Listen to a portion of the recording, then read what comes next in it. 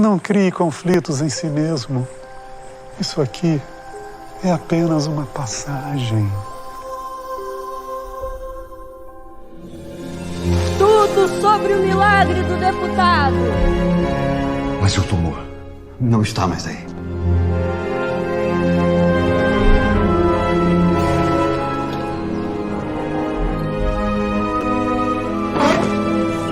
E esse povo todo aí fora? Quero que você mande eles embora. Eu sei que tem muita gente aqui precisando de ajuda. Todo mundo falando disso, a cidade não fala de outra coisa. Por que o senhor curou meu irmão e não me cura? Não sou eu que curo, filho. É o careca. Pede pra ele me curar, pai. O senhor já sente a presença do Dr. Fritz? Se você não pode dar ouvido a essas vozes, só vai piorar. Não quero deixar a Lete e os meninos. Por que a gente não pode ter uma vida normal? Zezé é um homem bom. O coração dele é bom. Eu já disse, eu não sou médico, não. O médico é o Dr. Fritz. Longe de mim querer ganhar dinheiro em cima de quem tá doente. Nem lembro a última vez que eu vi televisão assim com o senhor. Não vi meus filhos crescerem porque eu tava trabalhando pra você. Aceita. Essa é sua missão. Foi você. Mas não parecia você, entende? Eu não aceitei missão nenhuma! Você tem que confiar em Deus. Você casou com um homem e acabou com o outro. Mais da metade do tempo não sou eu que tô aqui, é o careca.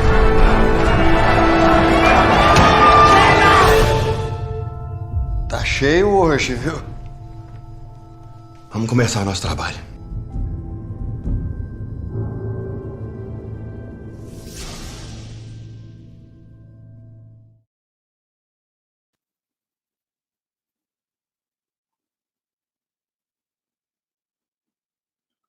Good morning, everyone, and welcome to another lecture presentation of the United States Spiritist Federation that happens every Saturday at 11 a.m. Today, we are very pleased and honored to have Dr. Sonia Doi with us.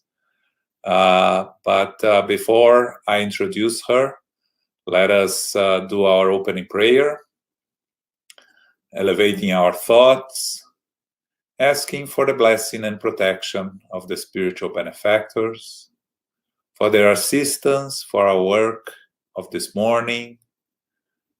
We ask them to help us, to guide us, to inspire us, so we can all together learn, understand, and more important, be able to put in practice on our daily lives all the teachings we're about to receive. We thank our Master Jesus for another opportunity of being reunited in his name. With our hearts full of gratitude, we ask permission to start our meeting. So be it. So, welcome, Dr. Sonia Doi. It's a pleasure to have you here with us this morning. Let me introduce you. Dr. Sonia Doi is currently occupying the positions of President of the Allan Kardec Spiritist Society of Maryland, U.S. Spiritist Medical Association, and International Spiritist Medical Association. She graduated in medicine by the University of São Paulo, Brazil, with specialization in endocrinology, and has over 25 years of research experience in the U.S. And she's a dear friend of all of us here at the United States Spiritist Federation. Welcome, Dr. Sonia. Thank you so much, and it's a great pleasure to be here with all of you this morning. I hope everyone is doing well. And so I have prepared something about the perispirit illnesses and health, and I would like to share with you. We had some technical problems, so bear with me if the presentation gets a little broken in the middle. But anyway, so let's talk about a little bit about the perispirit. I think there was one slide before that talks about, yes, thank you, John. No, the next one. So this is our outline of how we're going to conduct the talk, talking first about what is perispirit, the constitution of the perispirit, relationship of the perispirit with the soul and body, the mental body, the perispirit and infirmities of the body, which is the basics of this talk, and sources of infirmities. So let's see the next one, please. In the next slide, we're going to talk a little bit of what is the perispirit. The perispirit is that subtle fluidic body of the spirit. It's always with the spirit and connects the spirit to the physical body. The soul is united with the body at the conception by the perispirit. So the perispirit is the connection, and the only death can break this connection. And I put there, this is of course in the Spirit's book. I'm quite sure that all of you already know that, but I put there in black that the spirit comes with the perispirit when it's united to the body. And when the body decays and dies, the spirit leaves the body with the perispirit. So that, keep this in mind. The perispirit is always involving the spirit, meaning the spirit is the same, is correct. The spirit has always this fluidic body. Next one, please.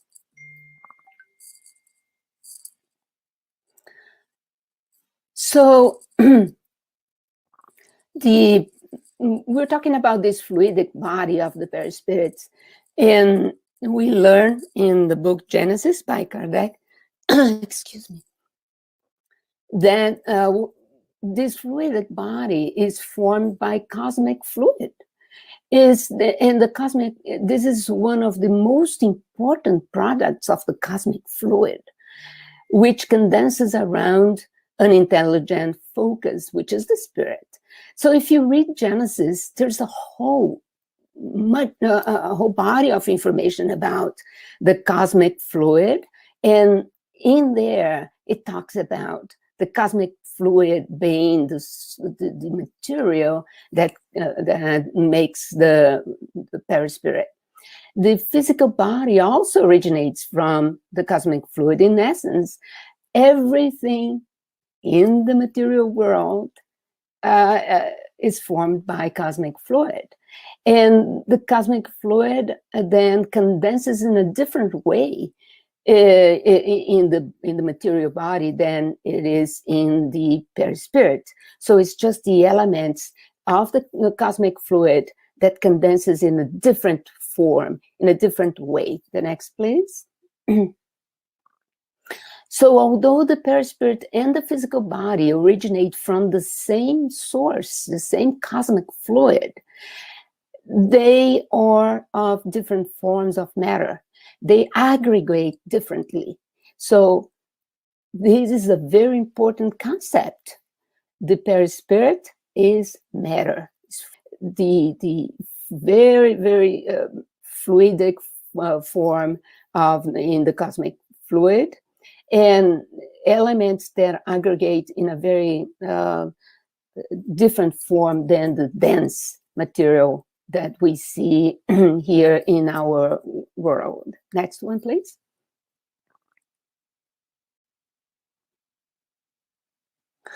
So what is continuing on the nature of the perispirit, the nature of this fluidic body varies with the degree of moral advancement of the spirit. This is to say that it's not identical for all spirits in the same world. So here on earth, we are different spirits at different degrees of advancement, not too much, but a little different. And spirits that are more advanced morally have fluidic body that it's less dense than spirits that are in a lower level of evolution. Next, please. So sometimes the fluidic body is so dense that the spirit thinks that that they are still alive after discarnation.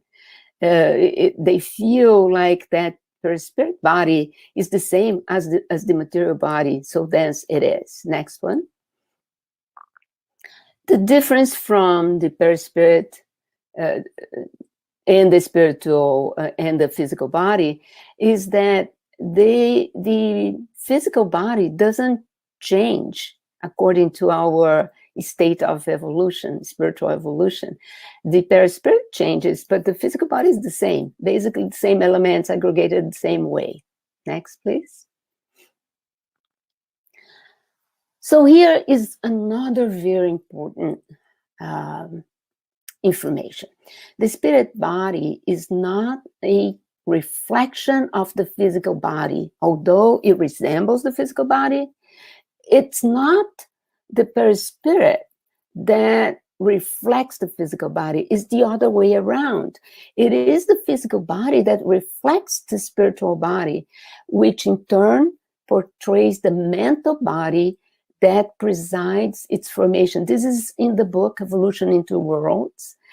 And this now is introducing a concept of mental body. So the first part, I think most of you understand, because we remember that before we incarnate, our mentors, spiritual mentors, help us to design basically our perispirit, which will be the mold for the physical body that's going to be formed according to whatever is needed for our advancement. But here we learn from Andrea Lewis and in the book Evolution into Worlds that there's also a mental body, and that's the part of the perispirit that commands everything. So what is the mental body? The mental body is the part that condenses, that contains all the information that the spirit acquires during the whole journey in evolution. So everything that we learn, everything that we experience, all memories, everything is kept from incarnation to incarnation in the mental body. And it is the mental body that actually commands the formation of the perispirit, and also that will influence the perispirit in our incarnate lives. And we're going to see that in the next slides as we go. So you see there is a hierarchy, the spirit or the soul, and you remember that Kardec tells us that the spirits actually tell us in the Spirit's book that soul and spirit are two words for the same concept. And usually we use the word spirit for the discarnate spirits, and we use the word soul when the spirit's incarnated. Next, please. So what is the chain of command? As I showed before, the spirit is the source of everything because it's the intelligent part. And then the mental body that contains all the information passes that to the perispirit. And that part of the mental body makes a connection, is actually what we call mind, and makes a connection with the physical brain. And here you see the pineal gland, the pituitary, and the hypothalamus.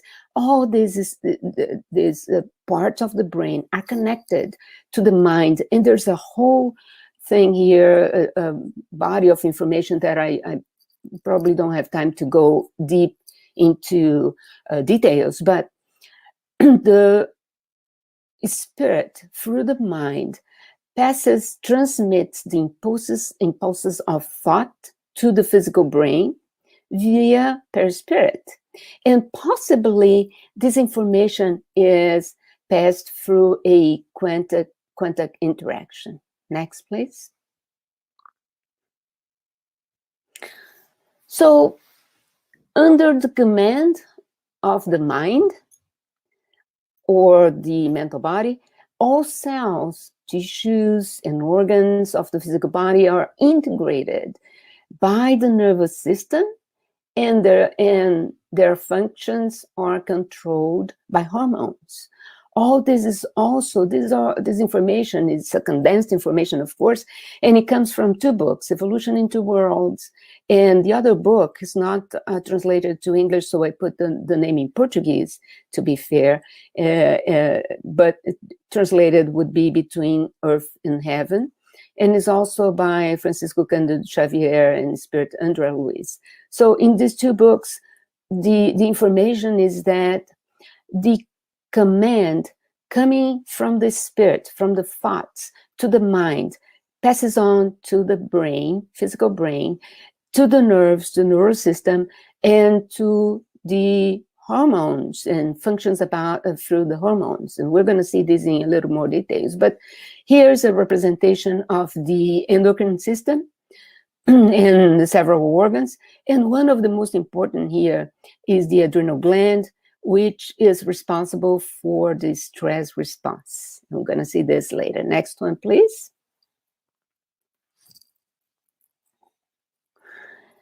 Okay, so not only the hormones that we know more in the endocrine system are active in that way, but also a whole network of neurohormones called neuropeptides that actually there's a lot of work that was done by Dr. Ken Spurt. She has already discarnated, she's in the spirit world. And she discovered that these neuropeptides have receptors all over the body, so they can interact with several organs in our body and regulate. So depending on our emotions, we are releasing, the brain is releasing some of these neuropeptides, and they are going to act directly in our organs, in our system. So if our emotions are emotions of happiness, joy, there are some neuropeptides that are going to be activated. And if our emotions are bad emotions, sadness, and so forth, so on, they're going to activate another type of neuropeptides. So all this, together with the hormones from the endocrine system, are regulated by the impulses that are coming from our thoughts. Next one. So here is a representation of how this works. The psycho, meaning mind, connecting with neural system, with the endocrine system, activating the glands, which actually now connects with the immune system, which is our defense system.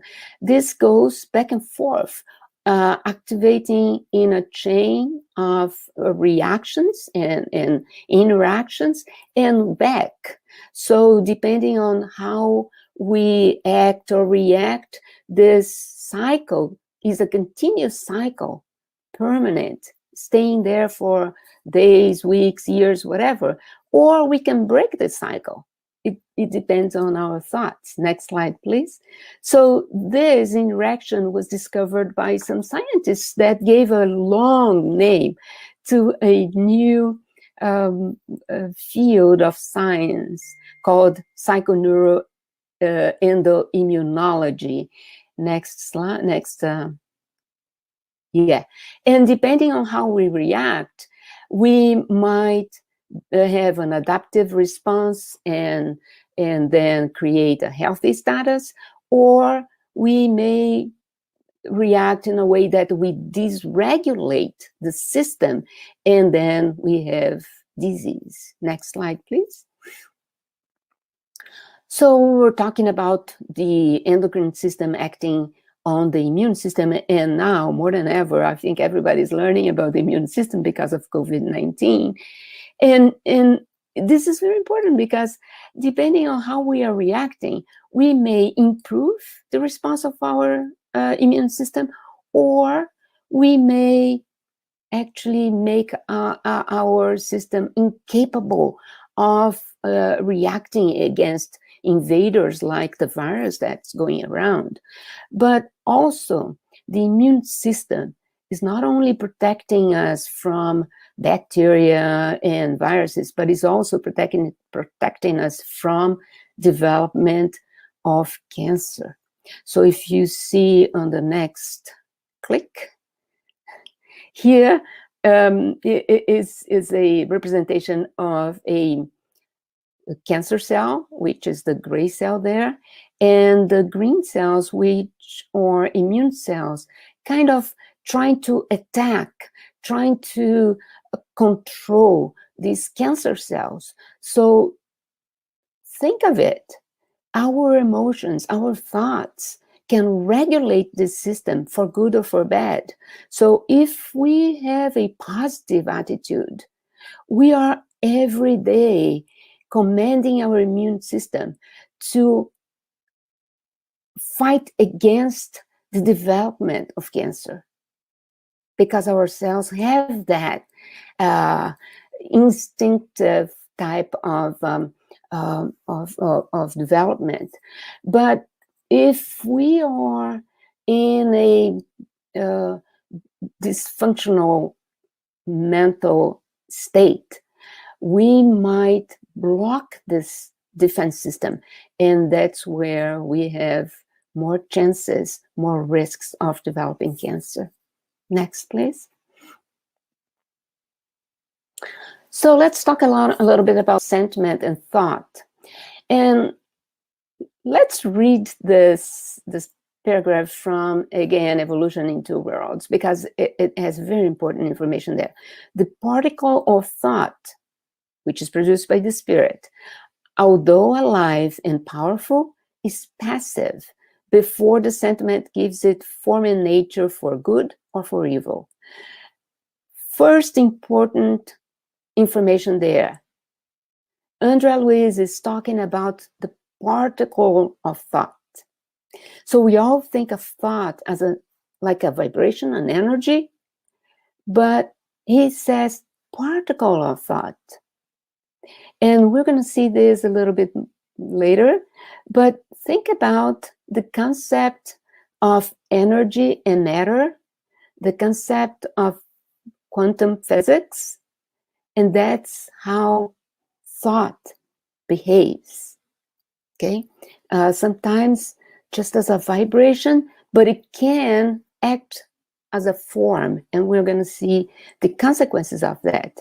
So while the thought is passive, it is passive before we have a sentiment that gives it form. That's the material part of it. In nature, for good or for evil. So let's say I think about a person. This is just a thought. Soon after, I have a sentiment about that person. I love the person. So that gives the thought a form, a good form. But if I don't like the person, if I have a bad sentiment about that person, I'm creating a thought that has the evil nature. Okay, next, click. So our thoughts, animated by our sentiments, modulate how our organism acts and reacts. Next. In the book Missionaries of the Light, the instructor talking to André Luiz, instructor Alexander, says, the sick body almost always indicates a sick mind. Next click. So what is he saying this? The mind is the one that generates thoughts and sentiments that directly modulates the function of the vital centers of the perispirit, which then are reflected on the physical body. So the physical body is a reflection of what's going on in the mind. That's what he's saying there. The sick body almost always indicates a sick mind. Next. So illnesses can only be completely understood if we take in consideration the functions of the perispirit, its dynamic and constant interactions with the physical body and with the spirit, its vital centers, its role in the organization and support of physical life. So all this we're going to see in the next slides. So conventional medicine still does not have the resources to capture the existence and the functions of the perispirit. So we're hoping that in the near future, medicine develops that ability. So we can see, since the disease is already incubating in the perispirit, if we had the resources, we could probably make a diagnosis earlier. Next slide.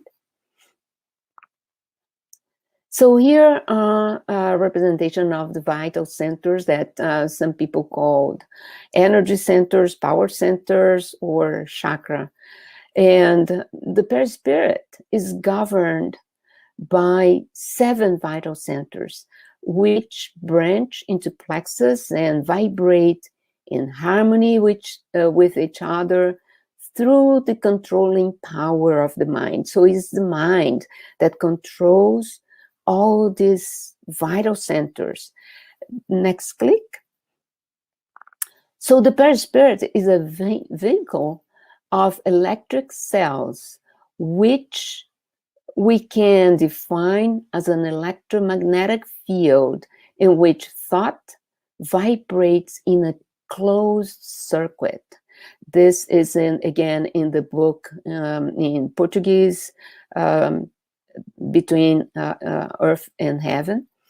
And here's the representation of the 7 vital centers: crown, cerebral, laryngeal, cardiac, gastric, splenic, and genesic. So the perispirit is the vehicle for all the vibrations that runs from all these vital centers. Next one. So the perispirit establishes the interaction with the physical body under the command of these vital centers. Because remember that the vital centers are in the perispirit, but they make connections with the nervous system. And the nervous system is in the physical body. So that's how they relate. That's how they send the information from the perispirit to the physical body. The crown center, which is the top one, expresses the forces received from the incarnate spirit, from the spiritual realm, and the cosmic fluid. That's a very important information also. First of all, the crown center is the commander of all the other centers, okay? It's the one that's directly in connection with the spirit, with thoughts that receive the thoughts of the spirit. And as it says there, is this crown center in the perispirit that perceives not only the emanations, the thoughts of the incarnate spirit, but also from the spiritual realm, meaning any other spirit, good or bad, are going to communicate with us, are going to share their thoughts through the crown center and the pineal gland, which we're not going to talk about today. Also, the crown center is in the connection with the cosmic fluid. That's why passes are applied up there in the crown center. The cosmic fluid is basically, it's more perceived and received through the crown center, and then it disperses through the whole body. And that's how we can we can feed ourselves from the cosmic fluid. Next, click. So the crown center is the first one that receives all these thoughts and energy, and then transfers them all to all other centers, and through the organic plexus to the nerves, thereby moving this energy through the entire physical body. So that's how, good or bad, the energy comes and is distributed to the whole body. Next, please.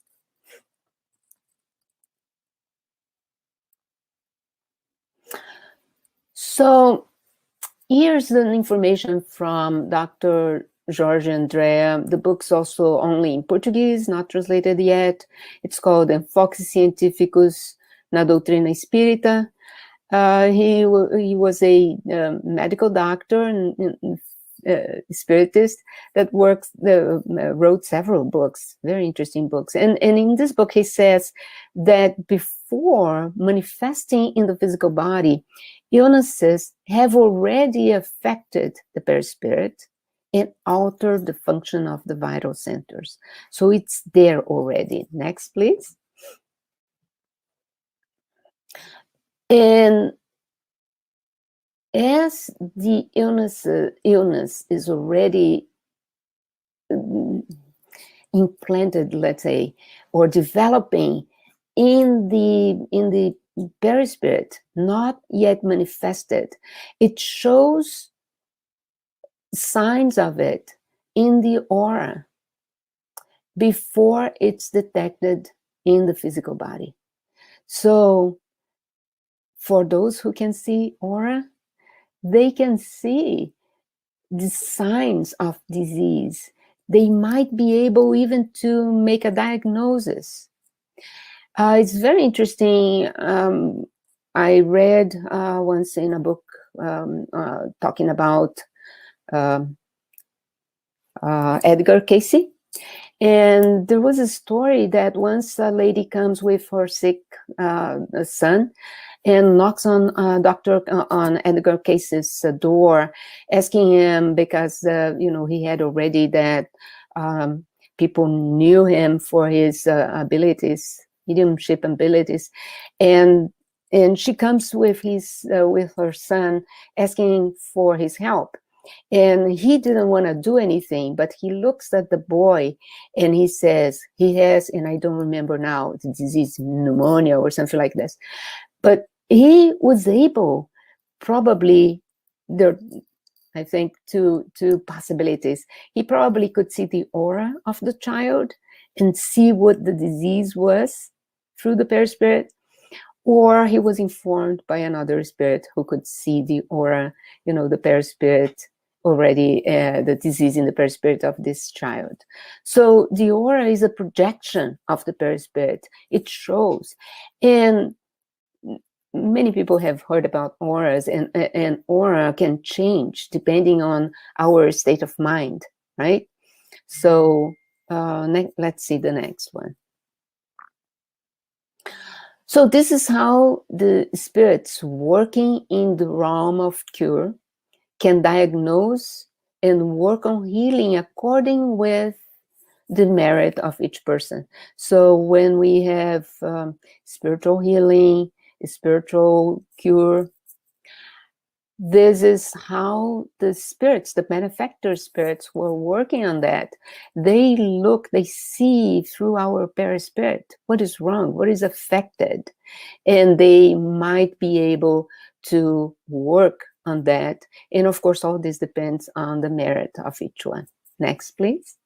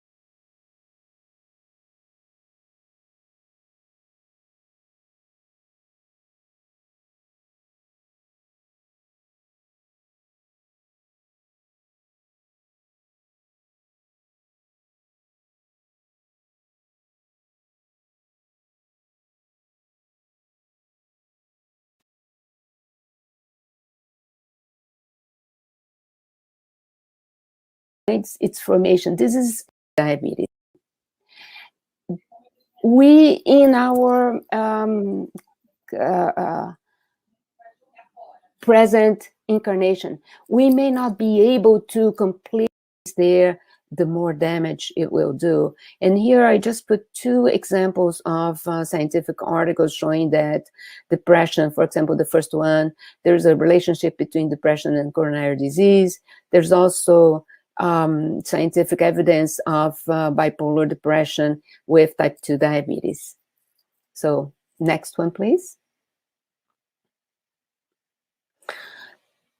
Surrounding influences. This is important for us to keep in mind. The energy around us will affect our minds and well-being the same way that images, sounds, noise, odors do. So everything in our environment, everything can impact our perispirit. Vibrations emitted by others in the surrounding area will be sensed by our perispirit and will affect our state of mind. So people that are not vibrating good energy will affect us. And we can see this. If you go into an environment of people who have bad attitudes, bad thoughts, we are going to feel that. We call it this is a heavy environment, heavy vibrations. And next click. In the opposite is true too. If we are surrounded by harmonious vibrations, we'll feel relaxed and healthy and happy. So depending on where we are, those vibrations are not good for us, are not impacting our perispirit in a good way. So better look for a good environment. Next, please. Can we change? So almost all infirmities, even those that appear to be fortuitous, that happens randomly or incidentally, are directly or indirectly related to the individual way of thinking and acting in the past or in the present. So it's not only attitudes from the past, but the present. But can we change? Science has also shown, and Andrea Luiz preceded what science demonstrated, that genetic program can be changed by good or bad behavior. Mental state projected on bioforce or units of psychosomatic force in the cytoplasm of the cell can change the program of the cell. So think about it. We can change things. If we are having a disease or something that is affecting our body, our thoughts, our attitudes will act through the perispirit on those organic cells and might change the way, the behavior of that cell. Next, please. So overall, all physical or mental infirmities are opportunities of spiritual growth. Next, we can confront pain and serious illnesses without suffering. If we understand the divine laws, if we study and understand, and if we exercise resignation. Many times, the infirmity manifested in the physical body is the process of elimination of deep, serious wounds from the soul, is the way that we cleanse, is a cleansing mechanism. Infirmities help us to purify our soul, our spirit. Is a mechanism, is a cleansing mechanism provided by the divine that we can use through several incarnations. Or if we learn fast, we can actually shorten that. But through this process, every time we can, every incarnation, we can improve, we can cleanse our perispirit until we actually come to be a pure spirit. And when that happens, next slide, please. When that happens, we'll have a bright, beautiful perispirit, absolutely clean and pure as Jesus. Until then, let's keep working. Thank you. Thank you, Dr. Sonia.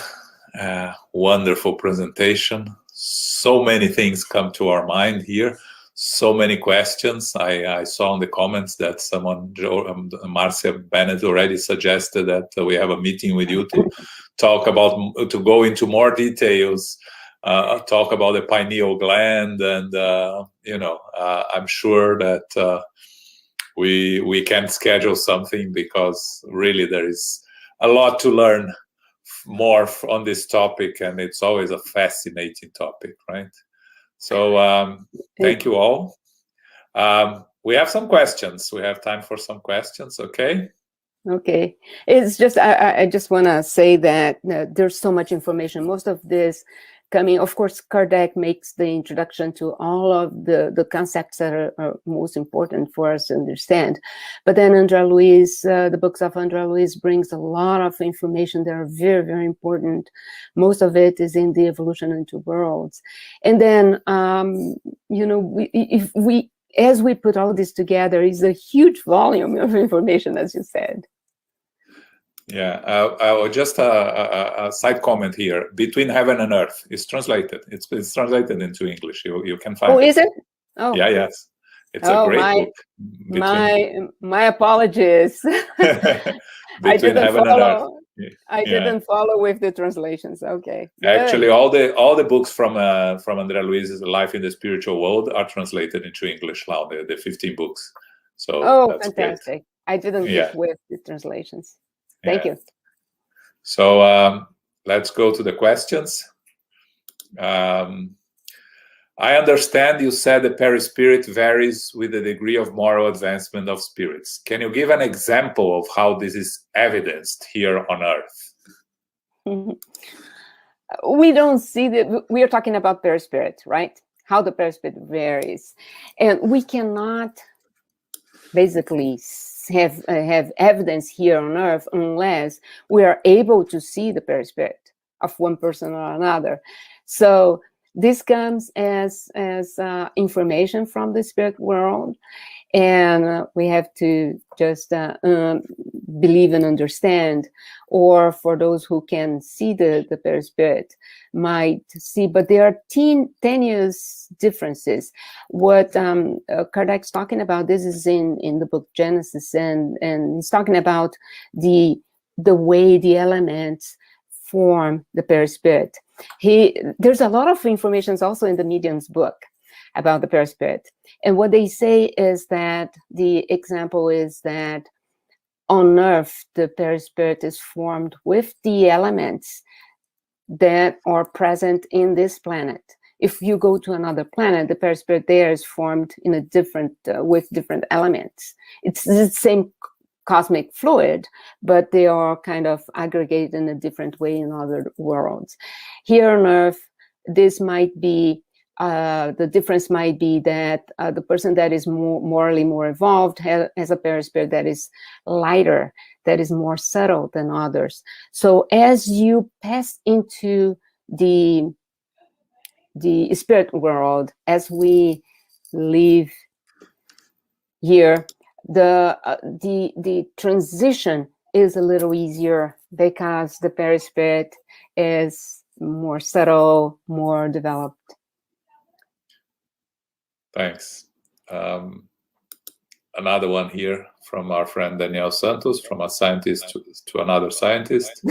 Thank you, Dr. Sonia. In your opinion, what will be the difference between the perispirit and the Akashic Records belief? Meaning, Akashic Records is a compendium of all universal elements, thoughts, words, emotions, and intent ever to have occurred in the past, present, or future, for those who didn't know what the Akashic Record means. Well, I cannot even comment on this because I don't have knowledge to make a comment of the Akashic records. Danielle, I'll learn with you later. Okay. So another one here. Can you talk a little more about how the infirmities are a cleansing mechanism provided by the divine, by our friend Elenir Bernardes? Hi, Elenir. Yes. As we, this is very complex, but as we learned, the thoughts that are created by the spirit depends pretty much on the evolvement, on the degree of evolution of that spirit. So if that spirit is not very evolved, has created evil thoughts and low, inferior types of attitudes, this spirit will create a, as Kardec, as Andrea Luiz says, a form, a thought form that impacts the perispirit, and that will transmit to the body. As we become sick, whether this is an atonement from past lives or created from this life, we are suffering in the body is suffering, the spirit feels the pain, the spirit is learning through that experience the effect of the cause. So once we experience the pain, experience suffering, and know what is the cause, it's almost like, oh, now I understand. I don't need to keep this in my perispirit. As I understand, as I act in a good way, and that's a big difference. The cleansing works when we resign, when we almost like accept the suffering. We are not revolted. We are not blaspheming against God for that disease. So that makes us better, makes us understanding, makes us understand the pain of others. Say we are now atoning something that I did to others, not that I did to my own body, but I did to others. And now that guilt, that remorse is creating like an ulcer in my perispirit, which then is transmitted as a disease to the body. We, in our present incarnation, we may not be able to completely make sense of that, but as a spirit, when we are the kind of detached from the body, we have a better understanding. We understand that this suffering is an effect of that specific deed, whatever I did in the past or I did previously. As we understand this process, we are liberating. We are pardoning. We are what I would say. I think I'm missing the word here.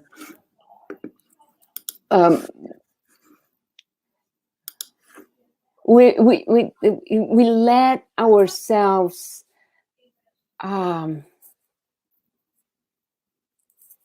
I cannot think about the word, it doesn't come the word now, but we are forgiving ourselves, okay? As we forgive ourselves, that part of the perispirit that was creating a wound is coming out. It's almost like it's a process where the problem is transferred from the perispirit to the body, And as the body goes, the perispirit doesn't have that anymore. It's almost like that. But it needs the spirit to realize where that pain is coming from. It needs the spirit to resign and not to be revolting against that. It needs the spirit to forgive itself. Okay, so that's how we cleanse. We get rid of that process, of that thing. I think the subject could be a talk in itself, right? Yeah. So from our friend Bob O, sentiment gives a particle of thought a form. Love gives it a good form. Thinking of Valentine's Day tomorrow, happy Valentine's Day for everyone. How can we help a friend struggling with physical illness? Hi, Bob. Good to see you here. So, happy Valentine's to everyone too. But how can we help friends struggling? And this is another point. When somebody is suffering, it's not only atonement for the person who is going through that process. It's an opportunity that divine gives to people around to exercise love, to exercise charity. So we can always help in so many ways, not only the physical way, but mostly giving support to the person. First of all, talking to the person, trying to bring them light, trying to help them not to feel guilty, trying to help them to go inside themselves and find out what is actually there inside. The person or ourselves, many times, we cannot make a connection. If you think about, oh, I have this disease, why do I have this disease? And you go and you cannot usually make that connection. Oh, I did this in the past, that's why I have diabetes. That's not the way it works, because, thank God, we forget what we have done in the past. But through examining ourselves, we see our faults. We see what we are not doing actually according to the divine laws. And through that, we can kind of perceive, if I'm not doing this right, probably I was not even doing this, I was doing this even worse in the past. So maybe it's related to that. It doesn't matter what is related to. Every time we try to improve ourselves, we try to work in accordance to the divine laws, we are improving ourselves. There is no doubt about it. So by talking to our friends, trying to give them peace, trying to help them think about themselves and how they can improve themselves, and give them support, saying, I'm always here. It's always a good thing. It's always a way to help. They might have others, but... Yeah, thank you. Yeah, it's always a challenge, right? But Yep. So from RK, then, can we heal ourselves by changing our thoughts and acts, maybe through meditation? Absolutely. We can always help ourselves. And that's when healing comes from. The word healing doesn't exist in Portuguese. It's hard to translate into Portuguese, but it's very helpful in English. Cure is when you cure a body, the disease, by surgery, by medication, whatever. The disease apparently disappeared. Many times, if you did not work in the soul, in the perispirit, in the thoughts, in the mind, the disease is still there and will reappear. And this concept is not only in the spirit's books, but is also in a scientific compendium of integrative medicine. many times the disease apparently disappeared, is apparently cured, but inside we're still sick. And that is going to show again with the same disease or another way. So how can we heal ourselves? There are many, many different ways.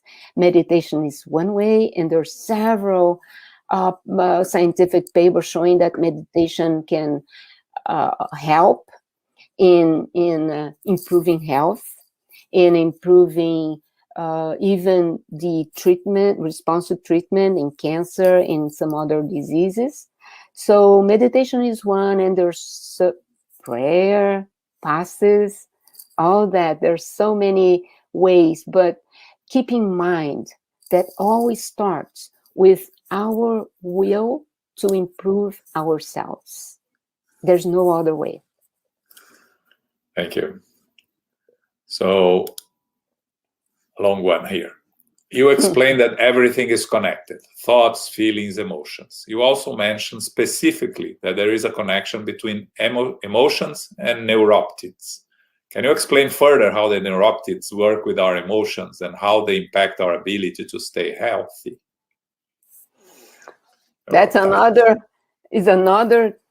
treaty. It's huge.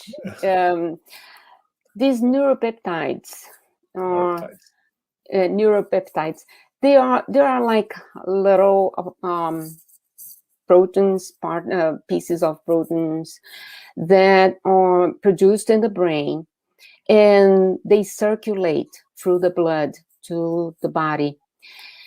So there are several of them. I would not even dare to say all the names because it won't help us here. What is important is, depending on our emotions, our feelings, we are triggering one type of one class, let's say, of neuropeptides, or another class of neuropeptides.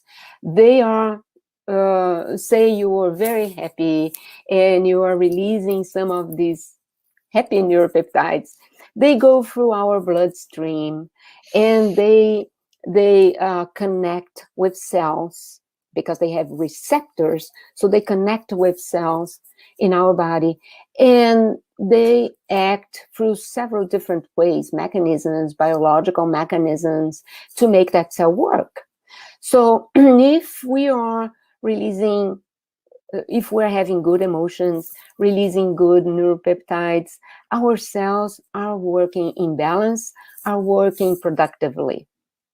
The other way around, if we have bad emotions, if we are sad, depressed, whatever, the classes of neuropeptides that are going to be released are different.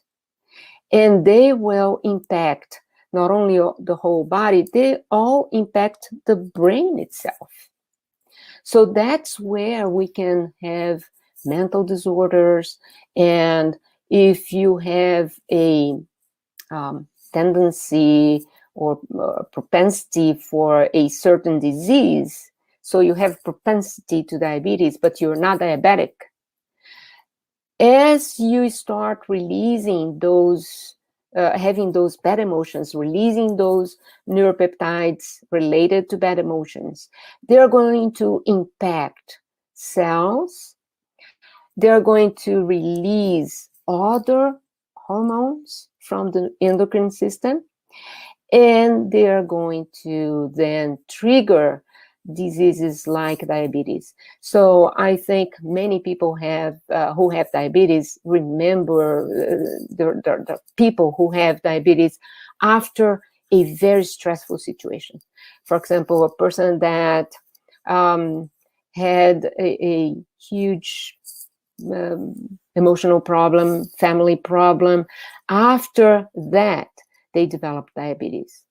Or after a big impact, for example, an accident, whatever, they develop diabetes. So that's the stress, that's the emotions involved in that moment, in that experience that triggered the disease. Okay, thanks, Dr. Sonia. Very interesting. A lot of things we still have to learn and study, right? So, from Daniel Santos again, what is the relationship between the homeopathic and allopathic treatment in regard to the perispirit? Hi, Danielle. Okay. I'm going to enter an area that has a lot of discussion. Well, allopathic medicine, I think everybody knows, is just a medication that we take. Let me make a little comment here before I go on. When we are talking all about this, about disease and everything, some people may think that, oh, we are against medication. No, we are not against medication. Medication is needed for the body, okay? But if we don't heal the spirit, the perispirit, if we don't work there, the body will get disease again. That, the same, or another one. So, yeah, medication is there, but we need to work in our spiritual realm too. So getting back to homeopathic medicine, there's a lot of controversy there. There's even, and I'm not even talking about the spiritists, but physicians, especially the allopathic physicians, are completely against. They don't believe in homeopathy. But what I learned, and this is, you know, not that I have a huge knowledge on homeopathy, but what I learned is that, and once I heard this from Dr. Goswami, he gave a very good concept. What I learned is that homeopathy is the extract of some plants. They are diluted sequentially millions of times. Every time this is diluted in water. So the essence of that plant is now in a almost indetectable way. It's, say, one molecule in a liter of water. And how can you explain that that molecule is going to do something to your body? But we have evidence. There's so many people who were cured or were, got better with homeopathic medicine. So something happens, right? And there are papers showing that, no, it's not just the placebo effect, but it is the homeopathy medication that is actually helping. So Dr. Goswami, when he was talking about this, he said, remember that by every dilution, they take the extract and shake with the water, and then dilute again, shake. Every time there's a shaking. Every time you shake that, the properties of the plant, the extract, are mixing with the water, and that influences or changes the properties of the water. And then what you take at the end is actually the molecules of water that have been changed. So let's think a little bit about our fluidic water, that we receive the vibrations of the spirit world into the water. Think about all the experiences of Dr. Emoto with the water. So I think it would be the same. These molecules absorbed by the body, and that goes one part that I didn't touch much during my talk, but now I have an opportunity to say, it's not only the perispirit that acts over the physical body. The physical body also reacts and affects the perispirit. So in this way, the molecules that are absorbed from these homeopathic medications or fluidic water will affect our body and will then kind of respond, shared response with the perispirit. The same thing, if I could just 1 second say, is the how acupuncture works.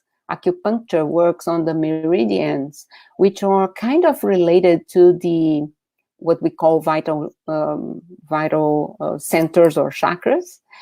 And so that's actually apparently is working through our body, because the needles are, you know, stuck in our physical body, but in essence they are activating points in the perispiritual body. Okay, thank you. So fascinating, and I see by the comments here that people are really enjoying this conversation. Okay, so we have one last question here. So infirmities result from our thoughts as they are activated by our feelings and emotions.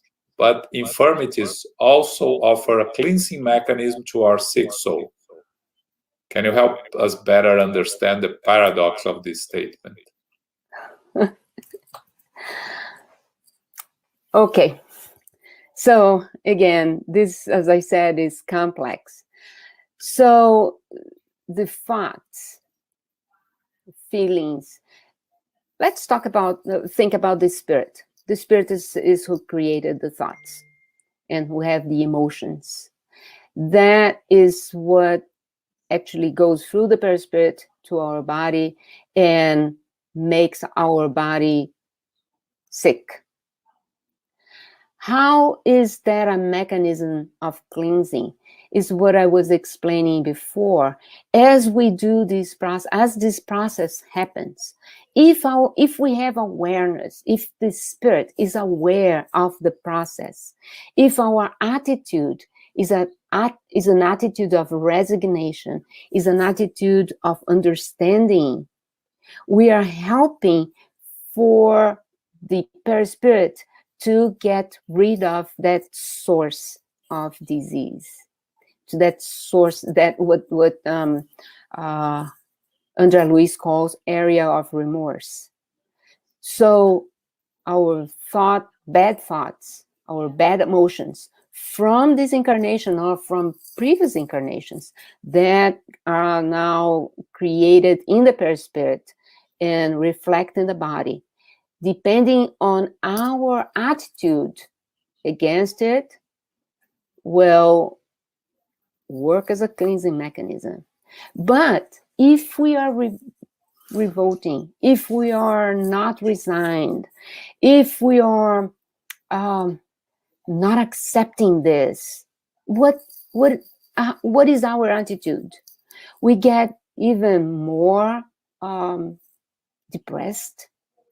We get angry. We revolt against God. Why am I sick? Why God is sending this to me? If we don't understand the mechanism, we have all these reactions against it. That's not cleansing. That's not working. That's not going to liberate, to help the perispirit to get rid of it. So it depends on how we go through the experience. Either we accept the experience and we make a good use of this experience, or if we don't make a good use, we have to come back again and again and again until we are able to understand. Just a few examples, and I see this very often. I see on TV, for example, athletes, the para-athletes, who have no limbs and all this, and they are happy, they're competing, doing things. So those are souls that didn't care about it. So in the next incarnation, like Divaldo says, they cannot walk now, they will walk in the spirit world. They will walk. They're recovering for the next incarnation. For this incarnation, sometimes you see a person who has cancer, say, and the person learns that there's no cure. So there are two attitudes. Once you are revolted, you are sad, depressed, blah, blah, blah. The medication doesn't work well. The disease gets worse and worse and worse. The other attitude is, okay, I have a disease. I'm going to do the best I can. I'm going to take all the medications I can, but I'm also going to work to do the best I can for my soul. And I see so many people that say, okay, I have cancer, but I'm going to work now. I'm going to create an association for cancer. I'm going to help others. I'm going to work in charity. And there are several scientific papers showing that charity helps. Charity improves health, improves mental state. So everything depends on how we react. If we react in a positive way, that is how we are working together with the cleansing mechanism, so that for the next incarnation, our perispirit's not carrying that anymore. We are done with it. But if we revolt, we are creating maybe a bigger problem. Thanks. Okay, we have one light question here. I hope you can answer this one. Could you please explain, from Gregory Bennett, could you please explain the significance of the neurons in the gut? Hi, Gregory. Neurons in the gut, yeah. There's a lot of new papers coming, I think, through the last 5-7 years or so, talking about this topic. There are neurons there that not only are sensors, but they also release peptides that connect with the brain, and they work in so many different ways. I don't want to extend myself, but there are peptides that sense the amount of food that we eat, the type of food that we eat, and then they help in releasing hormones for digestion and this and that. So there are interactions between these neurosensors in the gut and so many other different parts of the body. So it's just, how the body interacts. All the parts of the body are interactives.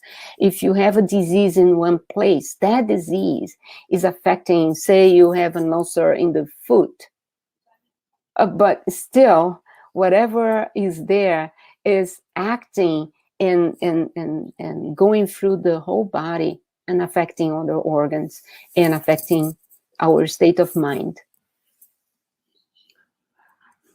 Okay. Thank you, Dr. Sonia. I think it's our time. So once again, thank you for the wonderful presentation, so much knowledge that you brought to us. As Kirsten said earlier, we have to rewatch this lecture to learn more and to study it again, because there is a lot of information there. We really appreciate. We want to invite everyone to come back next week, next Saturday at 11 a.m. We are going to have our friend Álvaro Mordecai from Brazil. He's going to talk about the importance of Paul's letters in current days. For those that have seen Álvaro before here with us, he has been with us a couple of times. You know him. You know that he brings all the knowledge from the Jewish traditions, and he's Jewish, and he was raised in the Jewish belief and the Jewish tradition, and he's a scholar in bringing the Jewish knowledge to Spiritism. So you're all invited for next week, 11 a.m. The importance of Paul's letters in current days. And to end our talk, I would like to invite Dr. Sonia Doi to do our final prayer. Before, I just want to thank you all for the opportunity to share. As we do this, we are always learning. It's always a good opportunity for us also to learn. So thank you all to have who have been watching this. Thank you. So at this moment, with our hearts full of gratitude to the mentors, to the spiritual benefactors that were here with us, we thank our divine creator, for giving us all these opportunities through incarnations to perfect ourselves, to give us the knowledge through our Master Jesus and all the benefactor spirits who bring us information that help us to think, help us to learn, help us to realign ourselves with the divine laws so that we can have a productive path in evolution. Let's also ask our mentors, our Master Jesus, to always help us, bless us, so that we are strong to confront the challenges, the infirmities that comes to us during the incarnation experience, so that in the future we can be a better soul, a better spirit. Help us, God, and help our brothers and sisters around the world. And so be it. Thank you all. See you next week.